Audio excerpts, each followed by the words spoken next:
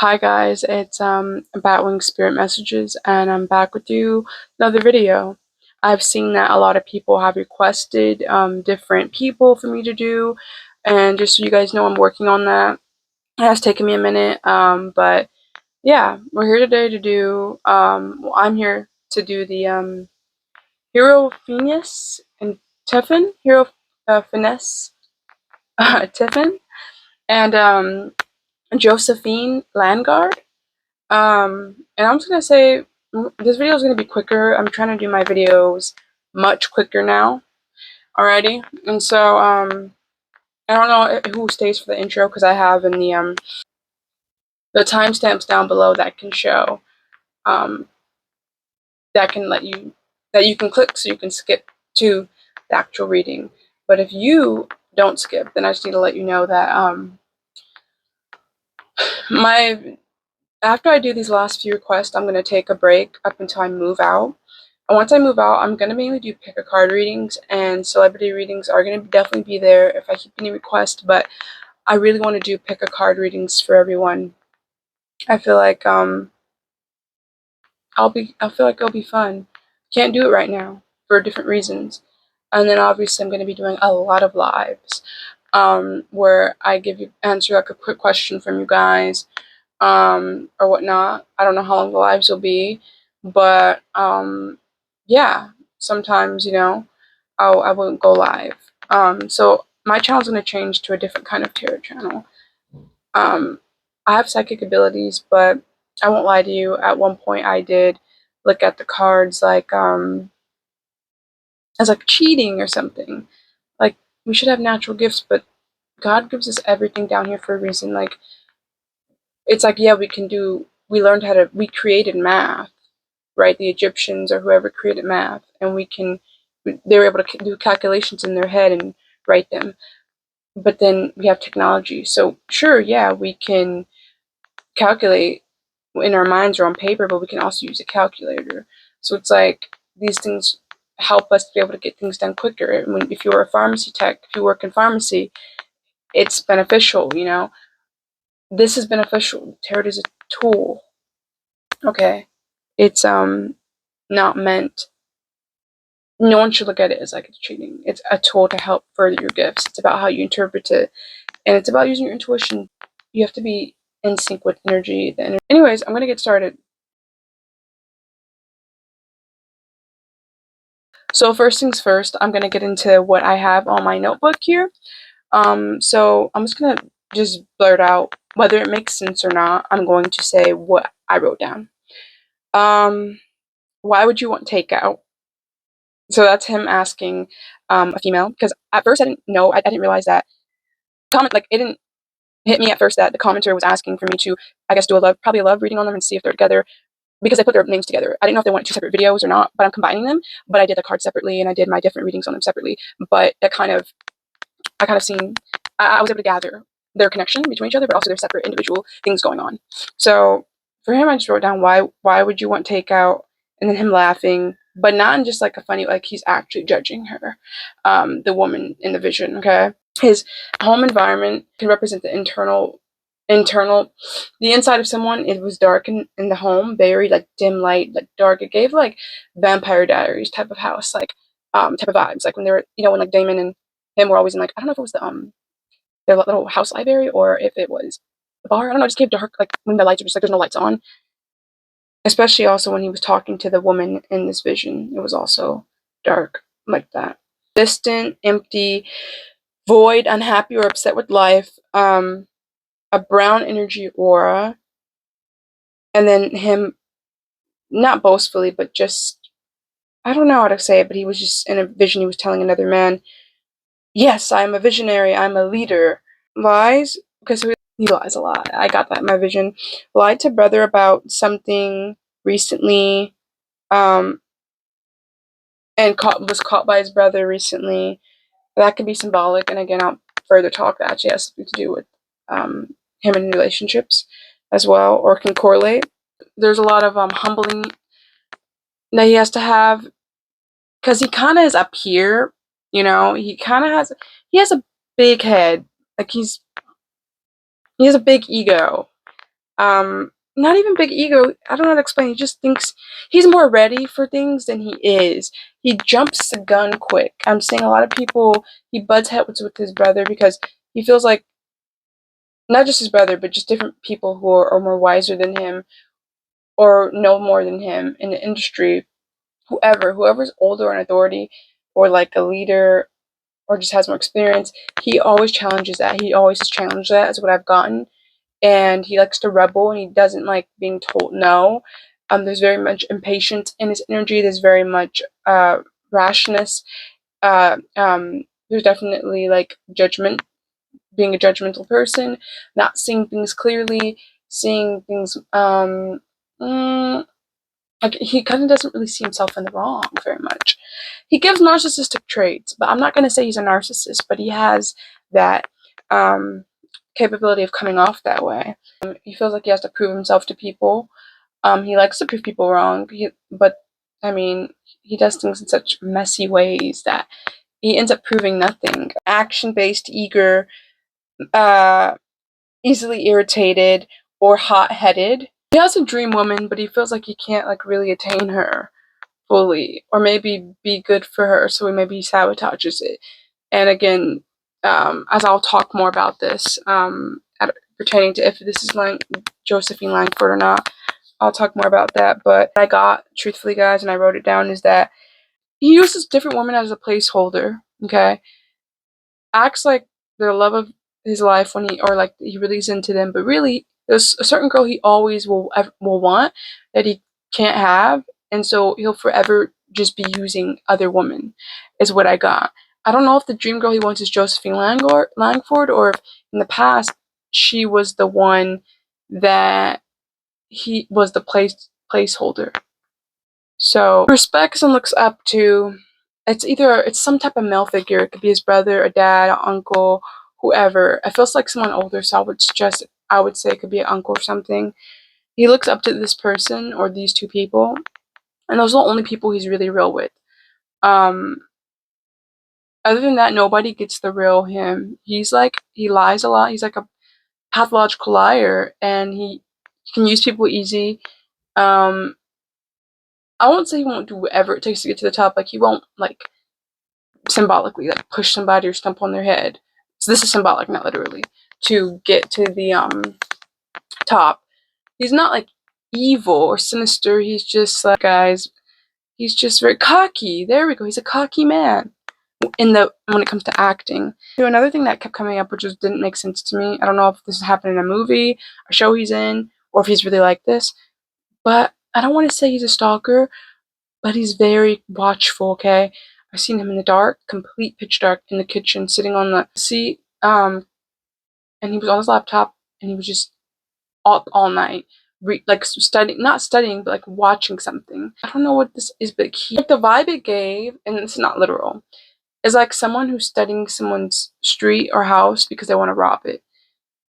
Like, there's something he does, and he also watches people a lot, but it's not like in a way where he stalks. He doesn't follow people, but I'm seeing that it could be an online thing where maybe stalks people online, or pays a lot of attention to people in their lives online, or something of that sort. But he doesn't physically, like, he's never gonna physically cause harm, or literally, like, his is more so just being like having narcissistic traits, being cocky, boastful, you know what I mean, thinking too highly of himself.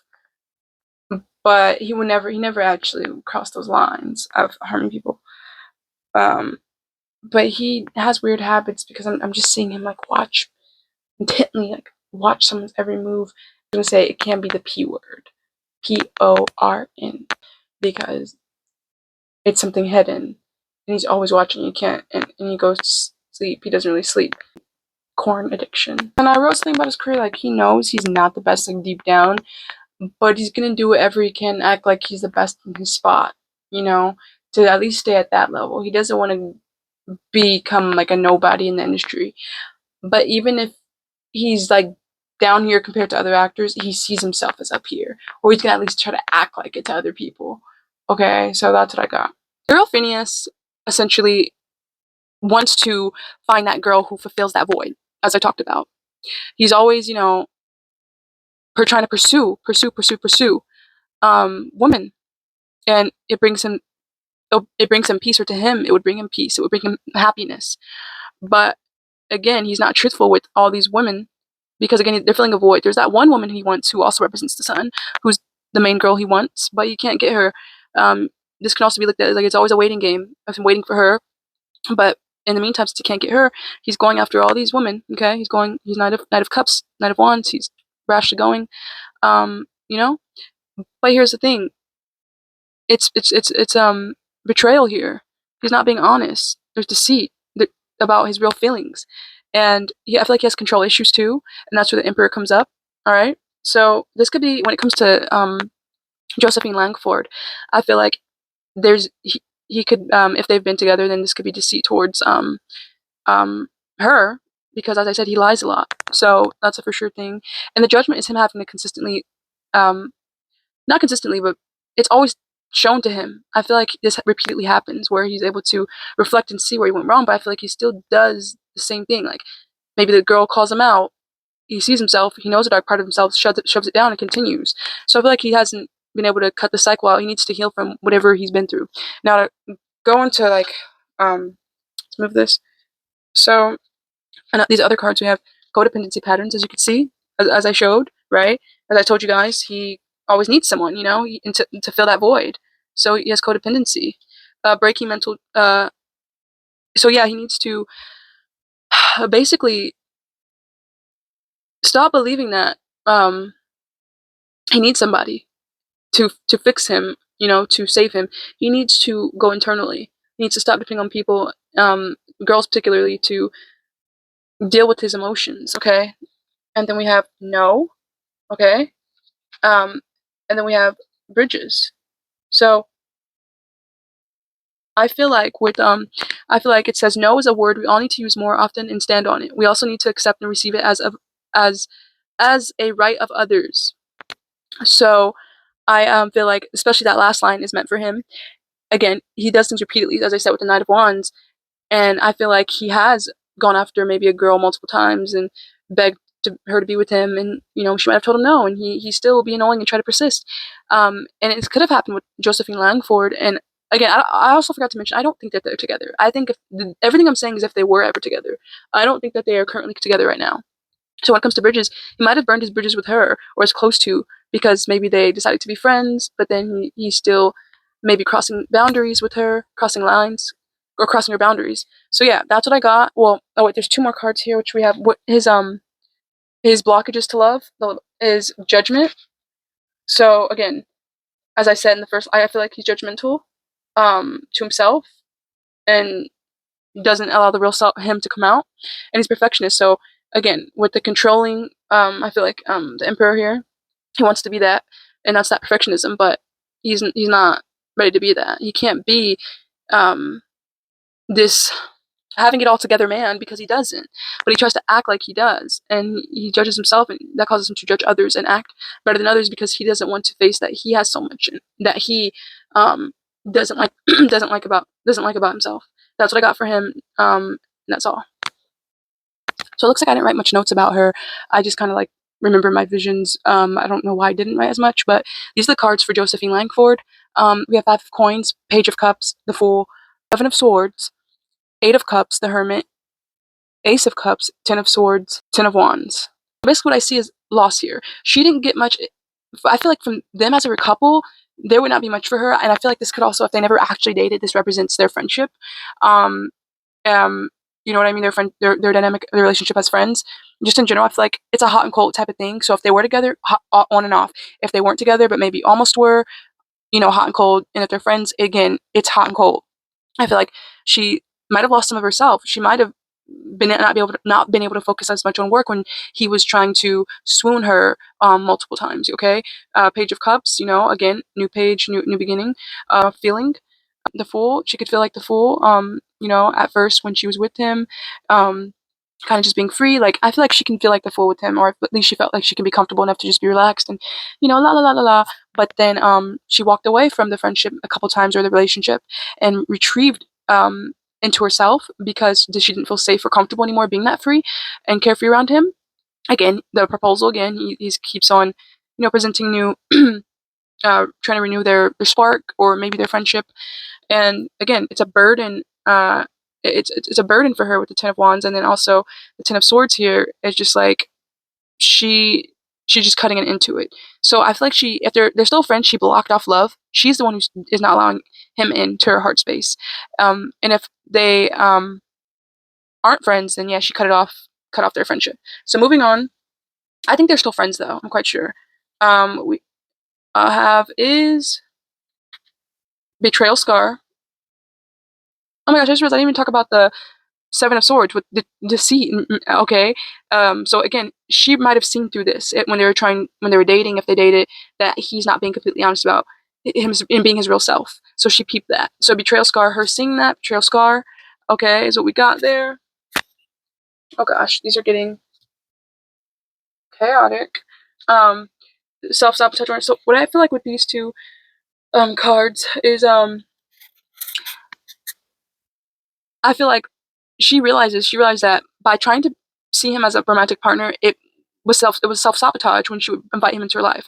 She had to learn to forgive him. And then what I find amazing is that what we have next, this was the order, is laughter, okay, and perspective.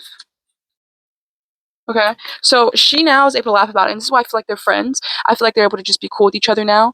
You know what I mean? It's like a real nice friendship.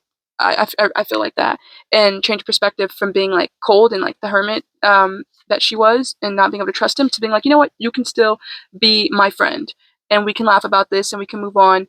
You know, I just feel like he kept trying to swoon her and win her over, whether he was the girl that he felt like he couldn't attain, like his dream girl, or whether she was just going to be another placeholder. He has this addiction to just being with somebody. Again, the codependency we had with him. But yeah, she's not letting that through. And what we have for the blockages of love for her is control issues, false beliefs.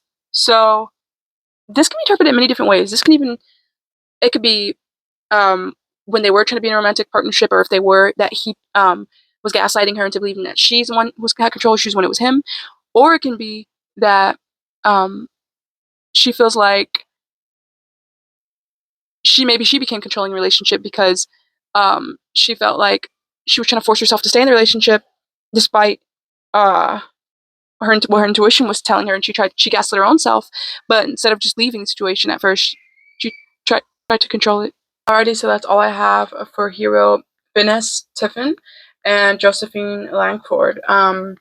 Again, what I feel is that they're just friends. I feel like they might have had something where they dated for a short period of time, but they seen it wasn't right. She seen through him, wasn't feeling him. He might have tried again, and then it was this back and forth thing and then she got really felt betrayed by him, felt heartbroken by him, and then had to like cut ties, officially close that door for love. And then I feel like they were able to be cool and be friends. So like just friends, and no doors open to romance. I feel like before, how to summarize, she had doors open, even though she had a weird intuition about him, that he wasn't being a total honest person about himself. And she ignored those signs, opened the door, got betrayed, and then closed that door, forgave him, and they're able to just be friends. And I feel like he still has this pattern, but I feel like specifically to their situation, that's why those cards came up, because he kept being like trying to pursue her over and over. And again, Seven of Swords didn't come up for both of them for no reason. I wish I was a person who liked to shuffle on camera so you guys could see, like, I'm not making this up, like, these cards be falling out. But unfortunately, like, it just messes up my concentration when I know the camera's